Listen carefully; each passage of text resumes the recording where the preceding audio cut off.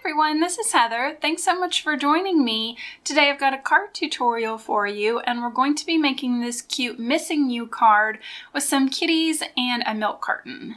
Inside the milk carton I have added some sequins for a cute shaker card. I'm using a brand new stamp set from my favorite thing called Housecats. If you've watched any of my previous videos, you know how much I love cats. We have 2 of our own and we also take care of a bunch of cats that live around our neighborhood. And a lot of people that I know have cats, so I really love lots of stamps with cats. This set has some adorable cats and lots of fun accessories like little house plants. I love the little fishbowl, and there's some really cute sentiments as well. I'm also using the Milk Carton die from my favorite things. This has got the outside of the carton, and then there's some little windows and an extra little piece to add some texture at the top. And I thought the milk carton went really well with cats. For the I Miss You sentiments, I'm going to be using some stamps from Right at Home. This is their simple sentiments. For my card, I have a dark chocolate brown cardstock base, just an 8.5 by 11 cut scored folded in half. I went through my stash to find some kind of pale teal blue green that went well together. So I found some cardstock, some plaid paper, and one of my tri-blend markers that had that same blue, so everything would coordinate well together. The cardstock is 5 1/4 by 4. And the pattern paper is 5 by 3 3/4. On a 110-pound weight white cardstock, I've used Memento ink and stamped out the 2 cats I'm going to use. I also have a scrap of vellum, small strip of white for the sentiment, and a slightly larger piece of that same blue that I'm using on the card. Also from a 110-pound weight white cardstock, I've taken the milk carton die and I've die cut the main section. And I don't know if you'll be able to see this on camera. You will when I color it. It's going to cut out the outside, but it also gives you some really faint score lines that can kind of help you when you're coloring in the carton. I've also cut that little corrugated piece that goes along the top. And from another piece of that same teal blue, I've used the smaller of the 2 rectangles that come with the die cut set. So I'm using my favorite alcohol-based markers. These are the tri-blend markers from Spectrum Noir. If you're not familiar with these markers, they have 3 shades of the same color in one marker. I'm going to be using a combination of the brush and regular nibs. And I'm starting off with the lightest shade of green turquoise blend. And I've just followed along those score lines that the die created when I die cut it. Then I'm going to fill in those sections on the left and the right. On the tiny little corrugated piece, I'm going to take that marker and just kind of follow along those little cut lines and a little bit across that bottom section. Then I'm going to move into the medium tone of this same marker. Again, kind of follow along that line, kind of making a little bit of a thicker line just along this left-hand side and that angle across the top.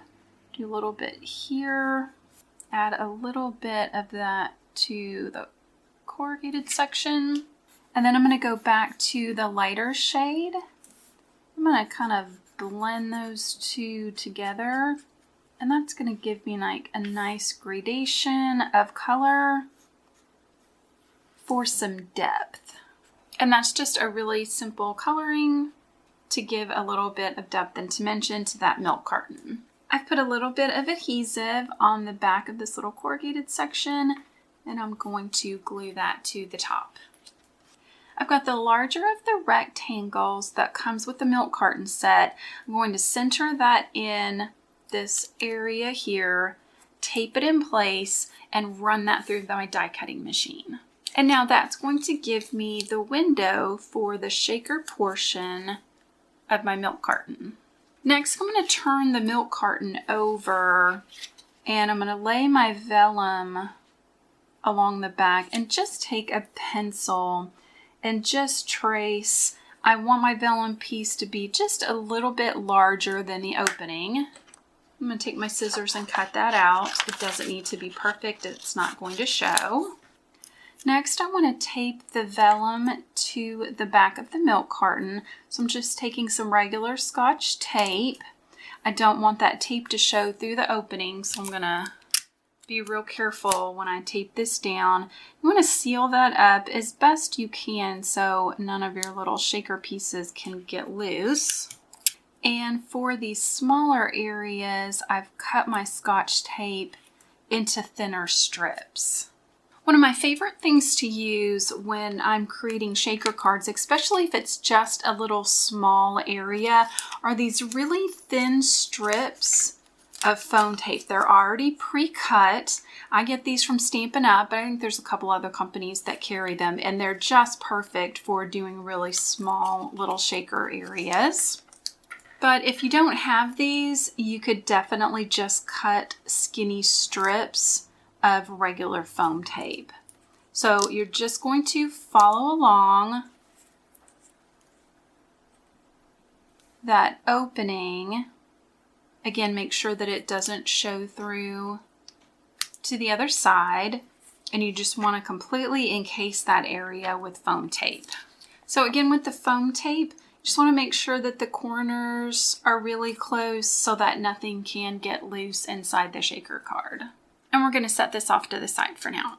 For my kitty cats, I wanted to do a lot of texture on them, so I'm going to show you how to use the brush markers and some flicking, and we're also going to add some little dots. It just adds a nice texture and dimension to their fur. So for my first cat, I actually don't need to completely color in the entire kitty because we're going to be cutting part of him away. So I'm taking the lightest shade of Tan Blend, and I'm going to fill in his head and a little bit down towards his shoulders. And I'm going into the darkest shade of that same marker, and I'm going to use little flicking motions around the edge, flicking in towards the face, and I'm going to follow all the way around the edge here, and I want to add a little bit in to give him that nice rounded face shape. Once I'm done with the darker shade, I'm going to go in with the medium shade and do the same thing, but I'm going to pull that color in a little bit farther towards that lightest shade.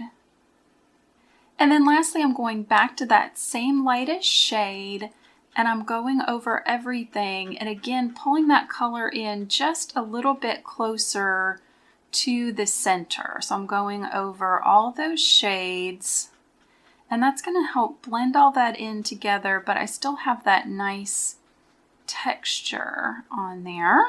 Now I'm going to one of the original bullet tip markers in the Spectrum Noir. This is the Earth Brown Blend. This is the darkest shade.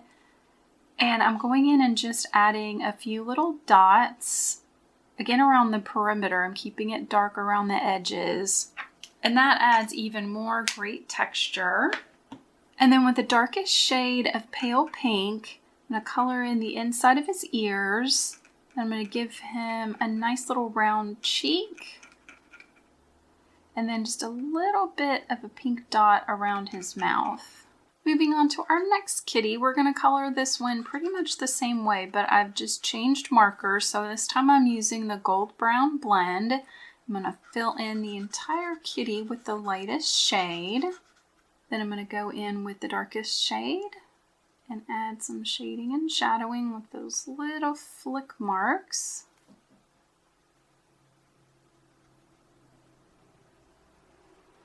Again, kind of want to go in a little bit around the face to give him a little bit of a rounded appearance.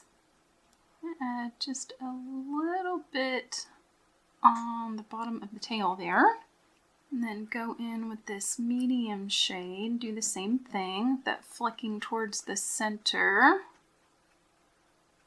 Just kind of follow along where I have those darkest marks.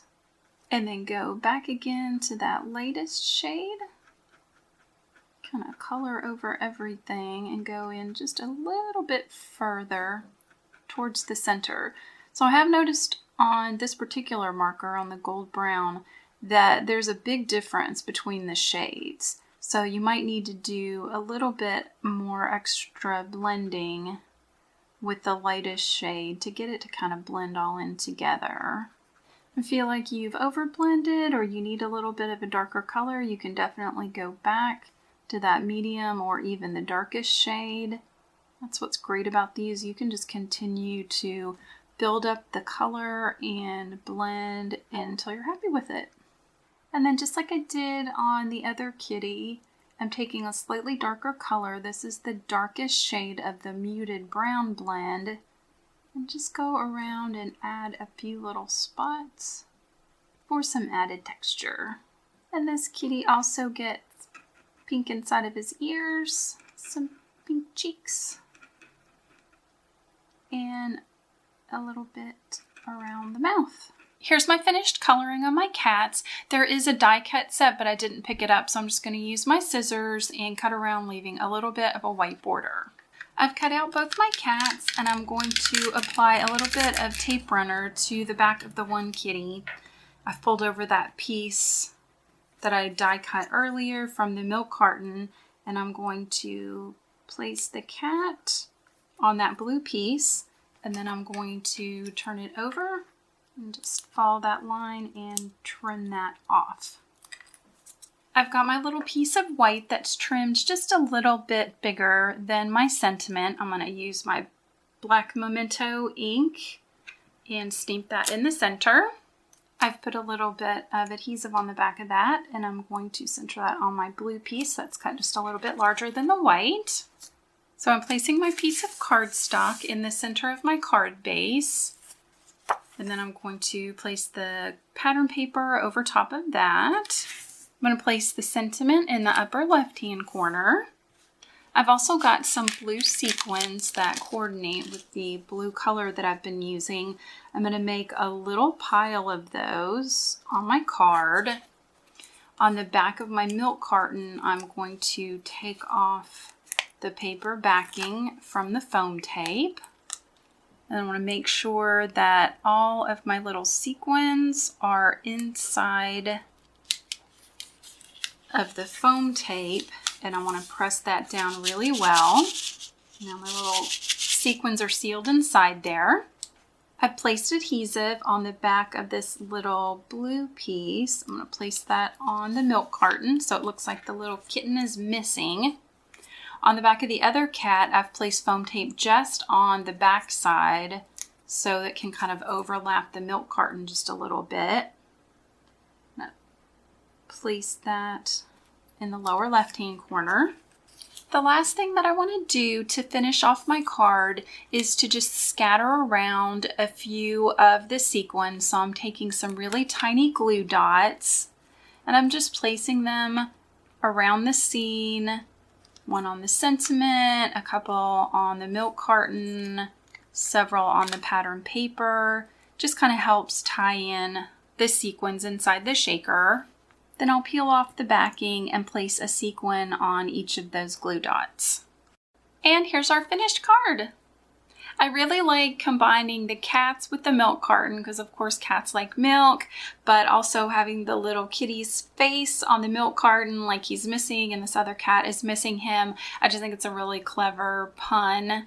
I love the simple shaker card with the sequins inside. You could also do acetate, but I just thought that the vellum worked really well, kind of the milky look of it with the milk carton. And I think this is a really fun card to let someone know that you miss them. I really hope you liked this card tutorial. If you did, please give it a thumbs up. Be sure to check out my channel and subscribe. And I hope you have a wonderful day. Bye!